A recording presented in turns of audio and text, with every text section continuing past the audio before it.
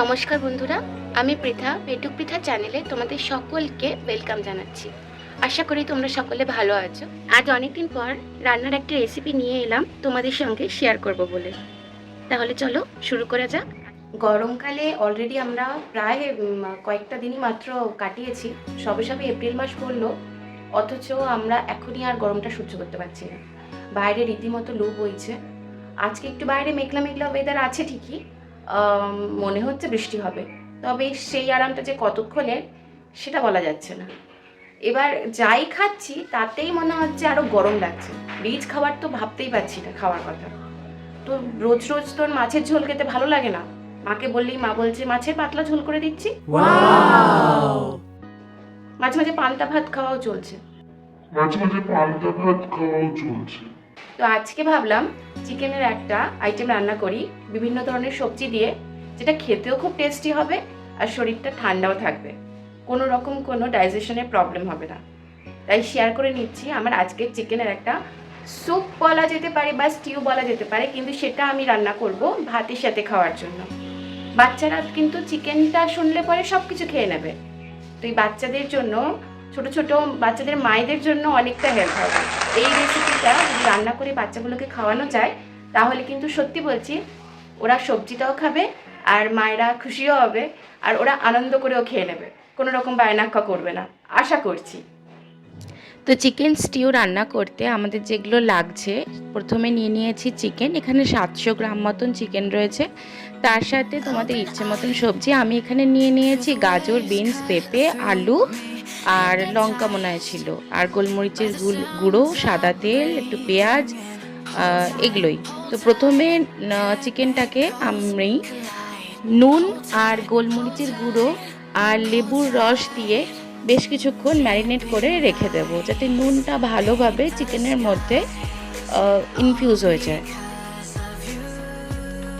নুনটা ভালো করে চিকেনের পিসগুলোর মধ্যে ম্যাসাজ করে একদম মিশিয়ে দিতে হবে, যাতে নুনটা ভালোভাবে চিকেনের মধ্যে ঢুকে যায় এবং সেটা পরে বেস্বাদ না লাগে। আর লেবুর রসটা আমি দিয়েছি যাতে চিকেনটার যে একটা আষ্টে স্মেল থাকে সেই স্মেলটা চলে যায়। চিকেনটা যতক্ষণে ম্যারিনেট হচ্ছে আমি এখানে আদা, কাঁচা লঙ্কা আর রসুন নিয়ে নিয়েছি। পরিমাণটা তোমরা বুঝতেই পারছো, আমি আন্দাজ মতন নিয়ে নিয়েছি।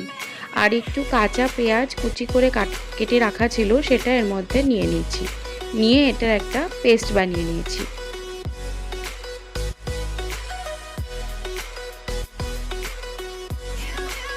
চিকেনটা আমরা পুরোপুরি প্রেশার কুকারে রান্না করব। প্রথমে সাদা তেল নিয়ে নিয়েছি, আমি এখানে 4 টেবিল স্পুন মতন তেল নিয়ে নিয়েছি। আর তার মধ্যে গরম মশলা অর্থাৎ এলাচ আর দারচিনি আর লবঙ্গ নিয়ে নিয়েছি। এলাচগুলো আমি এভাবে ফাটিয়ে দিয়েছিলাম যাতে এলাচের ভিতরের বীজগুলো তেলের মধ্যে চলে যায় এবং সুন্দর একটা স্মেল আসে।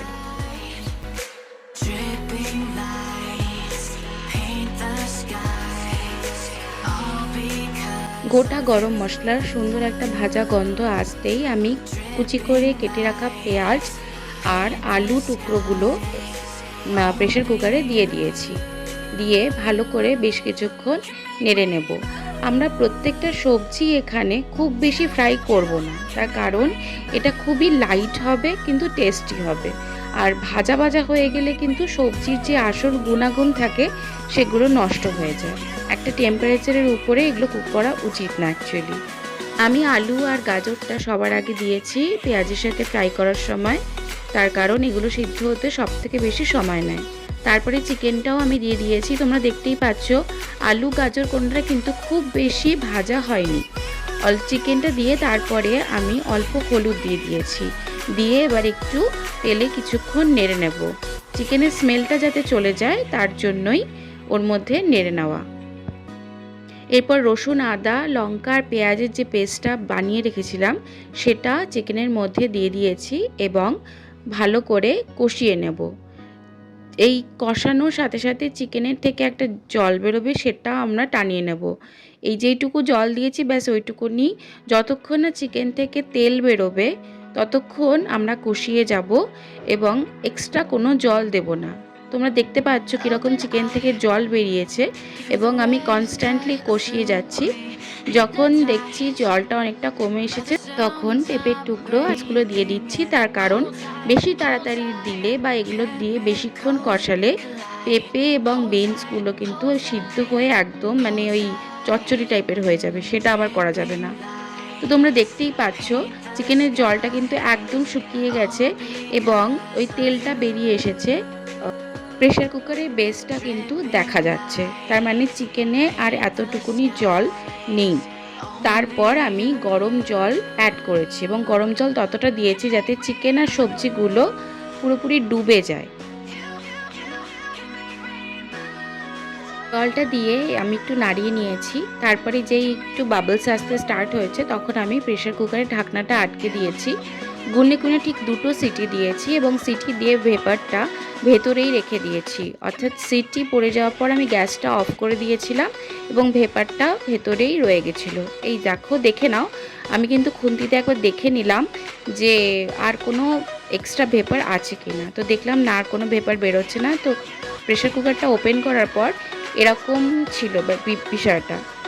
চিকেনের যে তেলগুলো ছিল, সবজির যে একটা গুডনেস ছিল, সেগুলো উপরেই চলে এসেছিল।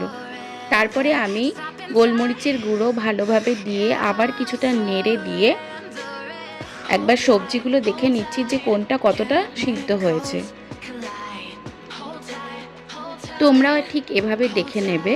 আর নুনটাও এই জায়গায় একবার টেস্ট করে দেখে নেবে, যদি কম বেশি কিছু মনে হয় তো অ্যাডজাস্ট করতে পারবে। আমি যেরকম টেস্ট করে নিয়েছিলাম এবং আমার মনে হয়েছিল একটু নুন লাগবে, তো আমি নুন অ্যাড করে দিয়েছিলাম। তোমরা কিন্তু দেখে নেবে, সবজিগুলো যদি তোমাদের মনে হয় সিদ্ধ হয়ে গেছে এবং চিকেনটাও কমপ্লিটলি সিদ্ধ হয়ে গেছে তাহলে কিন্তু আর সিটি দেওয়ার প্রয়োজন হয় না। বাট আমার মনে হয়েছিল যে আরও একটা সিটি দিয়ে ভেপারটা যদি আমি ভেতরে রেখে দিই তাহলে আমার সবজিগুলো এবং চিকেনটা প্রপারলি সিদ্ধ হবে এবং জুসটা অনেক বেশি টেস্টি হবে। শেষে আমি 1 চামচ বাটার দিয়ে দিয়েছিলাম ওর মধ্যে। তোমাদের যদি কারো কোলেস্ট্রলের প্রবলেম থাকে তাহলে বাটারটাকে অ্যাভয়েড করতে পারো। দেখো, রান্নাটা শুরু করেছিলাম যখন, তখন থেকে কিন্তু এখনের পুরো চেহারাটাই চেঞ্জ হয়ে গেছে। এই জিনিসটা দিয়ে কিন্তু ভাত দিয়ে খুব ভালো লাগে খেতে। গরম গরম আমি বেড়ে নিচ্ছি নিজের জন্য। রান্না হয়ে গেছে, এবার খেয়ে নিয়ে টেস্ট করে বলার পালা যে কেমন হয়েছে। আমি জানি অনেকেই ভাবছো যে চিকেন স্টিউ দিয়ে ভাত কেমন লাগবে ব্যাপারটা, একবার টেস্ট করেই দেখো না, একবার বাড়িতে বানিয়েই দেখো না। যদি খারাপ লাগে তাহলে না একটু বকে দিও, তবে আমার মনে হয় না আমি বকা খাবো। আর আমার চ্যানেলটা সাবস্ক্রাইব করে দিও, লাইক করে দিও ভিডিওগুলো। কেমন, এতক্ষণ যখন ভিডিওটা দেখেছো আশা করছি রেসিপিটা ভালোই লেগেছে, তাই একবার বাড়িতে ট্রাই করে দেখো। আর পেটুক পেটা চ্যানেলটা আরও নিজের বন্ধু বান্ধব সবার মধ্যে শেয়ার করে দিও, যাতে সবাই এই রেসিপিগুলো পায়। প্রচুর গরম, ধোয়া উঠছে, ক্যামেরা দেখতে পাচ্ছ কিনা জানি না, প্রচন্ড গরম। গাজর সুন্দর সেদ্ধ হয়েছে, পেঁপে তো সেদ্ধ হয়েইছে।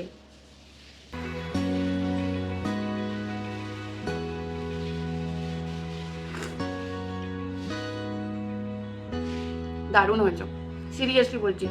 ঝটপট যাও তো বাজার থেকে এক্ষুনি চিকেন নিয়ে এসে বানিয়ে ফেলো, খুব ভালো লাগছে খেতে। দুর্দান্ত।